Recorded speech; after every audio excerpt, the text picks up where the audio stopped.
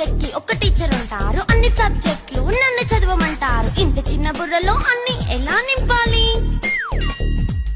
Class work, home work, fair notes అంటారు. Subject కి 3 books పెట్టి బ్యాగ్ నింపుతారు. ఇన్ఫాక్ట్ నా బరువు కన్నా నా బ్యాగ్ బరువే ఎక్కువ.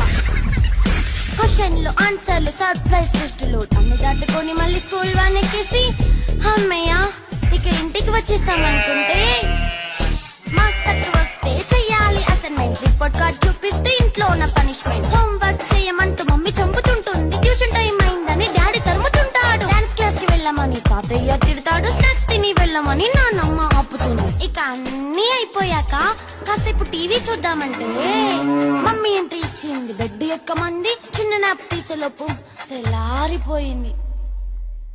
అయ్యో మళ్ళీ మొదలు ఈ స్కూల్ కష్టాలు.